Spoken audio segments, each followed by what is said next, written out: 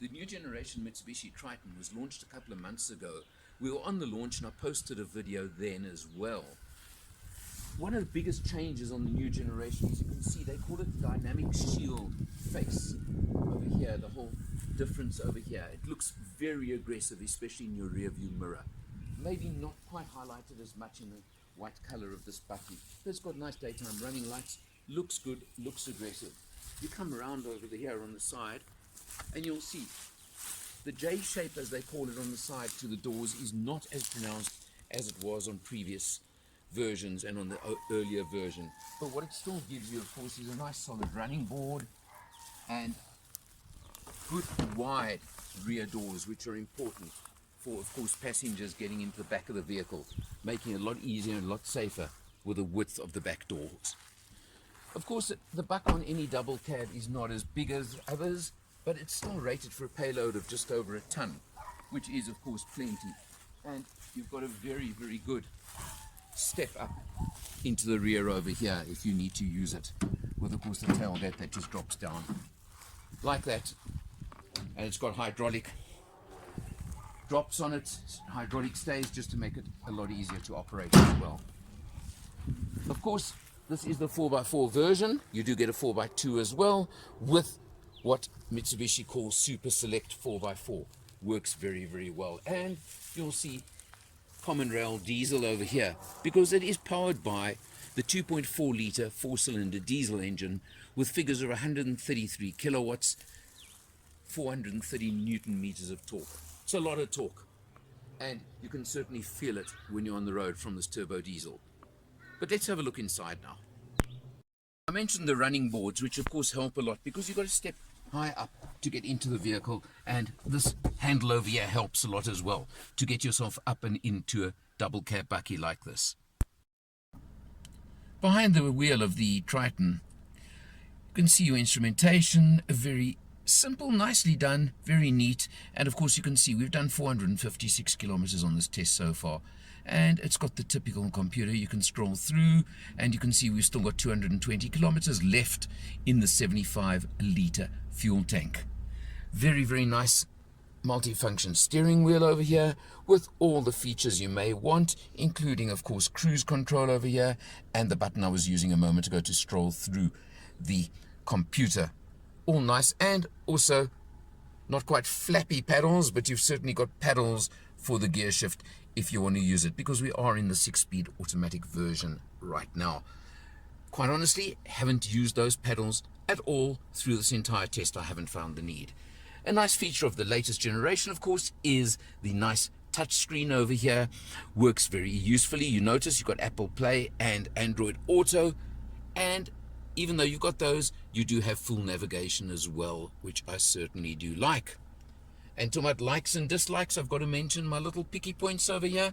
There are one or two, and the first picky point I want to mention to you is on a vehicle of this sort, I'm getting used to getting auto on headlights.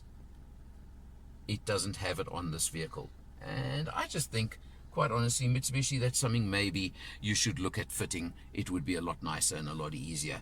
You come down below the infotainment screen, you've got dual zone climate control.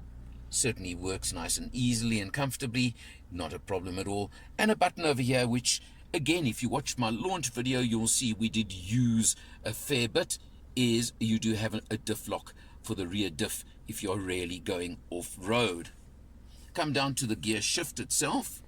Now the transmission is very smooth, very comfortable, but Mitsubishi, isn't this a bit old school? Clunk, clunk. Used to the up and down shifting system on most newer cars. It's not a big deal, but just interesting. Of course, putting it into reverse, if you come back up the screen, you'll see we do have a nice clear rear camera as well for parking purposes, etc. So at least we do get that with it. You come down below the gear shift over here and you'll see you've got your rotary selector for 2-wheel drive high, 4 high, and of course 4 low, where you would then use the diff lock, etc.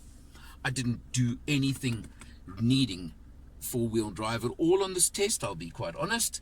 But again, look at the launch video and you'll see we did some pretty good heavy duty off-roading in the vehicle on the launch, so I know it is very, very capable of anything you want to throw at it.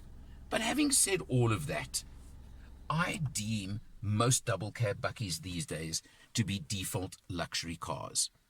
You can see we're surrounded with leather trim. You've certainly got a nice look and feel to the dash. You've got the aluminium type look, the weave look around the gear lever, and you've got most of the creature comforts that you would have expected in a luxury car only a few years ago. So you've got all of those things. You've got space for 5, certainly 3 in the back, very, very comfortably with lots of legroom, lots of space, all those sort of things as well. So default luxury car, absolutely so. And that's why I point out things like I would have expected auto-on headlights, just as an example. But overall, what I did find, and we did a nice open road cruise in this one, and I can tell you the days of double cabs being bouncy when they were unladen, buckies having that bouncy, jolty ride when they were unladen, are gone. This one can hold its own as an on-road, open road cruiser with any double cab I've encountered so far. It's got a very smooth, comfortable, luxurious ride, and covering something like 400 kilometers in one day was no chore whatsoever on our trip out into the country. And that's important to me and what you look at. Then you add in the fact that you do get a 5-year, 90,000 kilometer service plan with this vehicle as well. Now comes the price, of course. Very competitive in its market segment. This being the top of the range with everything, 589,995, call it 590,000 Rand. You can get into a 2-wheel drive manual for approximately 509,000 Rand. Very market competitive. Yes, we all know the famous competitors. You have Toyota, you have Ford, you have the Amarok, you have the Nissans. I'm leaving out somebody, I'm sure, but it's not the point. But I can tell you, this one certainly is up there with all of those. It's going to be a personal choice. It's going to be what you feel you're most comfortable with and which brand you're happiest with. But you're looking for a top-level, luxurious double cab bucky? Check this one out. I think it's worth it. For Motor Millers, I'm Eleanor, and I'll see you next time.